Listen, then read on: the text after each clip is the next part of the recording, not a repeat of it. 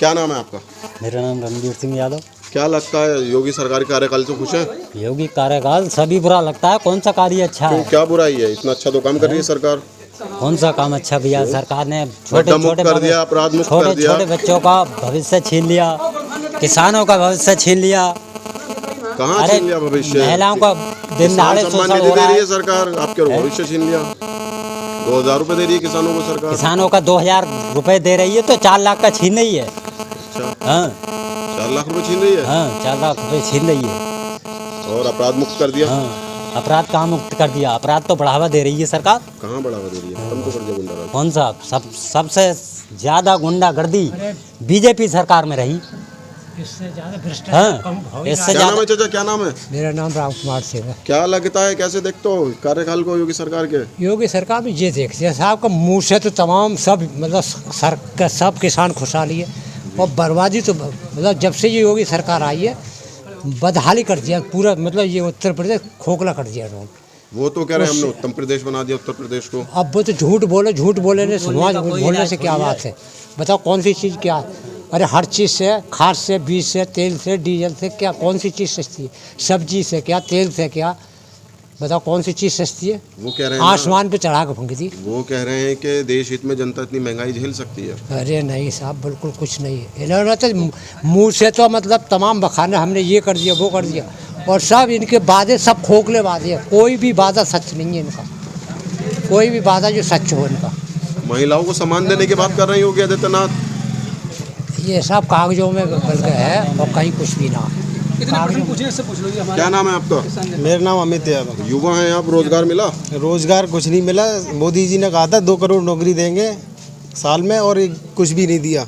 वो तो होर्डिंग लगा रहे हैं बड़े बड़े। होर्डिंग लगाने से क्या है? प्रचार में इतना सरकार पैसा भूख रही है, इतनी बेरोजगारी है, महंगाई है, डीजल पेट्रोल देखो कहाँ इतनी महंगाई पहुंच गई, आम आदमी इतना परेशान है। मोदी जी को क्या दिख रहा है? मोदी जी तो अपने एसी में बैठ के मजे ले रहे हैं।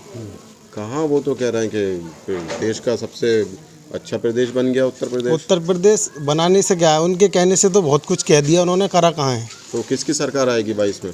22 में अखिलेश यादव की सरकार आएगी। क्यों अखिलेश यादव की? क्यों? अखिलेश यादव ने बहुत सारे काम करे हैं, 108 दिए। अच्छा, आगरा एक्सप्रेस वे देखो, उस पर जाकर देखो क्या तो है। फिर जनता ने क्यों नकार दिया 17 में अगर विकास किया है इतना तो? जनता भटक गई है, अब नहीं भटकेगी। हिंदू मुस्लिम अब नहीं चलेगा, जो हिंदू मुस्लिम पे ही सरकार बनी है, अब ऐसा कुछ नहीं होगा। तो हिंदू मुस्लिम तो अखिलेश यादव भी करते हैं। नहीं, ऐसा कुछ नहीं। क्यों कहाँ करा मुसलमानों है? के लिए उन्होंने कब्रिस्तान में बाउंड्री करा दी। कब्रिस्तान में बाउंड्री करा दी है, हिंदुओं के लिए भी बहुत कुछ कर रहे हैं, ऐसा थोड़ी क्या किया है। है? सबकी ये व्यवस्था चल रही है, तो ये सबके लिए होती है। 108 सबके लिए। अगर हाईवे एक्सप्रेस वे जो है उस पर मुसलमान थोड़ी जाएंगे, हिंदू भी सभी जा रहे हैं। कौन नहीं जा रहा उस पर? सभी जा रहे हैं। अच्छा जा, क्या करो? क्या क्या नाम है? अंकित नाम है, अंकित यादव। किस तरीके से देखते हैं योगी सरकार के कार्यकाल को? देखिए कार्यकाल ये है कि ये जो पिछले 7 साल हैं 2014 से लेकर 2021 तक के, ये इस देश का डार्क पीरियड बोला जाएगा। आने वाले समय में अंधकार काल के नाम से इसको बोला जाएगा। जिस तरह से अंग्रेजों ने इस देश में लोकतंत्र की हत्या कर दी, एनडीए गवर्नमेंट ने सेम वही काम किया है, और उससे भी ज़्यादा क्रूरता से किया है। लोगों को गुमराह करके किया है। अंग्रेज थे तो कम से कम लोगों के समझ में आता था कि ये दूसरी जाति है, साम्राज्यवाद को बढ़ावा देने के लिए आगे निकले हैं। लेकिन ये लोग तो हमारे ही लोगों को दिन रात मीडिया के माध्यम से गुमराह कर रहे हैं। फेक मीडिया उनके पूरी तरह से कैप्चर हो चुका है। चुनाव आयोग पे इनका कब्जा हो चुका है। सुप्रीम कोर्ट भी कुछ बोलता है तो ये बहुत जल्दी जजों की अदला बदली पता नहीं किस तरीके से करा देते हैं। तो कोई इनके खिलाफ बोलने को तैयार नहीं है। इस देश का किसान पिछले 9 महीने से सिर्फ अपने सत्याग्रह को लेकर सड़कों पर बैठा है, लेकिन सरकार के कान पर कोई जू नहीं रही है। 500 से ज़्यादा किसान शहीद हो चुके उन्हें हैं। किसान कहाँ कह रहे हैं? वो तो उन्हें किसान कह ही नहीं रहे। नहीं, इस देश में जो भी जाता है ना, जो भी सरकार की गलत नीतियों का विरोध करने जाता है, वो उसको आतंकवादी कहते हैं, अफगानिस्तानी कहते हैं, तालिबानी कहते हैं, और तमाम तरह के इस्लामिक आतंकवादी कहते हैं। अच्छा, ये सब आरोप लगाए जाते हैं। ये तो उनका हथियार है। आवाज़ उठाने की बात की। उमर अब्दुल्ला ने के खिलाफ जो कार्रवाई हुई अभी हाल ही में, न्यायालय ने जब सबूत मांगे पुलिस से, तो पुलिस ने ये हवाला दिया कि हमने तो निजी चैनलों के माध्यम से हमें वो सबूत मिले थे। जी। किस तरीके से देखते हैं इसको? देखिए मीडिया ने बिल्कुल अपना जो मीडिया के मूल्य होते हैं, कुछ सिद्धांत होते हैं, वो हमारी मेन स्ट्रीम मीडिया खो चुकी है। उसका कोई औचित्य ही नहीं रह गया कि वो क्या बात कर रही है। उसके पास कोई प्रूफ नहीं होता। लोगों को डिमोरलाइज किया जाता है, लोगों को गुमराह किया जाता है उन खबरों के आधार पर जिनका कोई प्रमाण नहीं है, और बाद में आगे स्पष्टता आ जाती है। लेकिन जब तक तो मीडिया क्लियर हो चुका ना लोगों के दिमाग में, आप एक आदमी को देशद्रोह का मुकदमा लगा के मीडिया में दिन रात उसके खिलाफ प्रचार करके उसके खिलाफ माहौल बनाते हैं। 6 महीने माहौल बनाते हैं, 6 महीनों में कहीं ना कहीं का चुनाव निपट जाता है, उसके बाद फैसला आता है कि उसे क्लीन चिट मिल गई, लेकिन उनका काम तो हो गया ना इस 6 महीने में। तो मतलब ये लगता है आपको कि सिर्फ एक विशेष समुदाय के खिलाफ कार्रवाई की जाती है? नहीं, एक विशेष समुदाय के नहीं, पूरा हिंदुस्तान इनकी नीतियों से त्रस्त है। हाल ही में अभी जिस तरीके से जंतर मंतर पे नारेबाजी की गई, जी। उसके बाद जो कार्यवाही की गई वो भी सभी लोगों ने देखा, तो कहीं ना कहीं जनता में और लोगों में सवाल ये खड़ा हो रहा है कि सिर्फ एक ही विशेष समुदाय के लिए कार्यवाही कर रही है सरकार। देखिए, तो किस तरीके से देखते हैं? सांप्रदायिकता का जहर भारतीय जनता पार्टी के लिए ऑक्सीजन का काम करता है, ठीक है। तो ये तो प्रायोजित चीज़ हैं, ये कोई भी जब चुनाव नज़दीक आता है ये इस तरह की चीज़ों को बढ़ावा देते हैं। निश्चित रूप से सरकार के साथ उन लोगों के संबंध होंगे, और एक जो अश्विनी उपाध्याय जिसका नाम जंतर मंतर के प्रकरण में लिया जा रहा है, वो भारतीय जनता पार्टी का पूर्व प्रवक्ता रह चुका है। तो बिना इनके हस्तक्षेप के कुछ नहीं होता। दीप सिद्धू जिसने वहाँ पे जो एक सांप्रदायिक झंडा वहाँ पे लगाया, वो भी भारतीय जनता पार्टी का चुनाव प्रचारक सनी देओल का रह चुका है गुरदासपुर से। तो जहाँ भी कोई भी ऐसी घटना होती है जिससे सांप्रदायिकता की गंध आए, उसमें भारतीय जनता पार्टी का आदमी जरूर शामिल रहता है। तो अब क्या लगता है यूपी में किसकी सरकार बनेगी? जिसकी भी सरकार बने, लेकिन इस सरकार को तो प्रदेश की जनता पूरी तरह से नकारने का मन बना चुकी है। इनका बोरिया बिस्तर बंद, अब यहाँ से गुजरात जाएंगे। नकारने की बात की, 2007 में बसपा की सरकार देख ली, 12 में समाजवादी की देख ली, 17 में अब बीजेपी की देख ली, तो चौथा विकल्प क्या है फिर? सरकारें तो तीनों पार्टियों की देख ली। देखिए, विकल्प जो भी निकल के आएगा सामने आ जाएगा लोगों के, लेकिन जो बाहर से जो पार्टियां आ रही हैं, राजनीतिक पार्टियां आ रही हैं, क्या उन्हें जनता चुनेगी?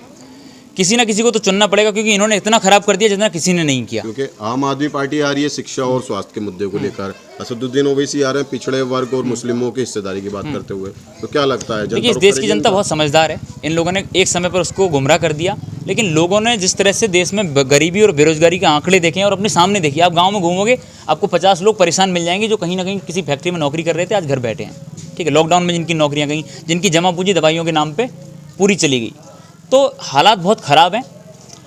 किसी न किसी को तो जनता चुन ही लेगी, लेकिन गद्दारों को इस देश के ऊपर शासन नहीं करने देगी। तो इस बार भारतीय जनता पार्टी का सुपड़ा साफ होना है। ठीक, क्या लगता है हालात खराब है प्रदेश के? बहुत हालत ख़राब है। क्या खराब है?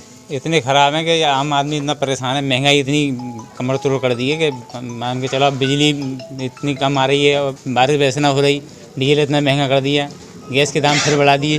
900 रुपये सिलेंडर था, 25 रुपये फिर बढ़ा दिए। वो तो कह रहे हैं कि हम सब्सिडी दे रहे हैं गैस पर। कहाँ सब्सिडी? 23 रुपये सब्सिडी दे रहे हैं। 23 रुपये सब्सिडी मिल रही है, 23 रुपये वो भी जो है आई ना आई। तो किसकी सरकार बनेगी 22 में?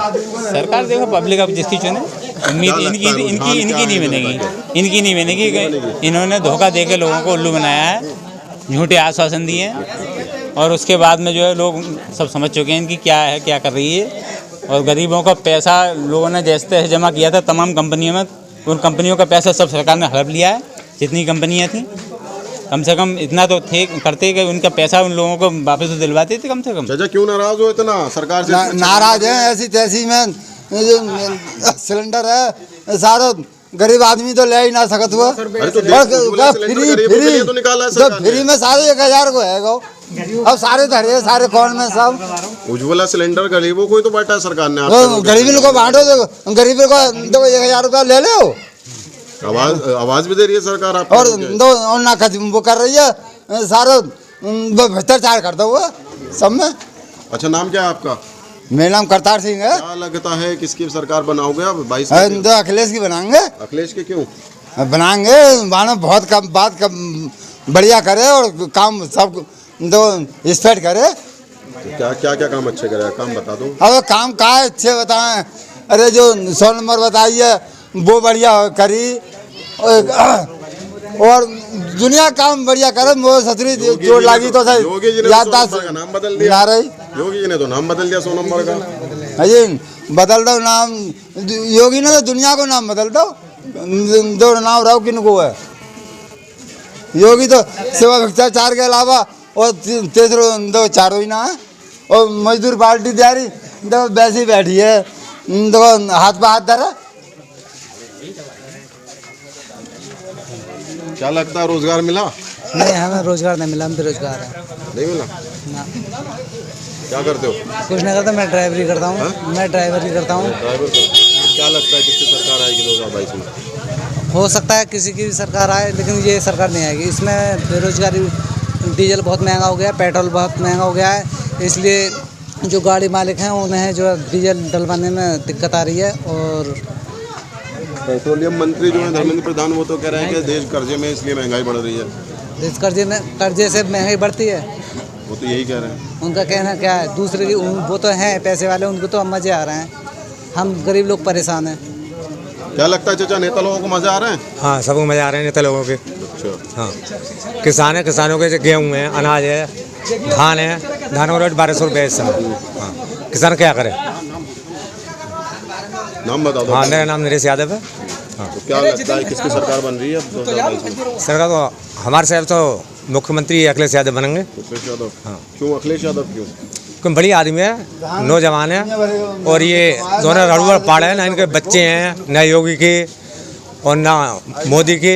रड़ुआ पाड़ क्या चाहिए, कुछ भी ना, उन्हें कौन से किसानों से मतलब है? जनसंख्या नियंत्रण कानून लेकर आई है सरकार। 2 से ज़्यादा बच्चे होंगे तो सरकारी योजनाओं का फायदा। अरे वे तो कहेंगे, उन पे कौन से बच्चे हैं, रड़ुआ पाड़े में तो। हाँ, भाई जिनके बच्चे होते हैं वो बच्चों के बारे में जानता है।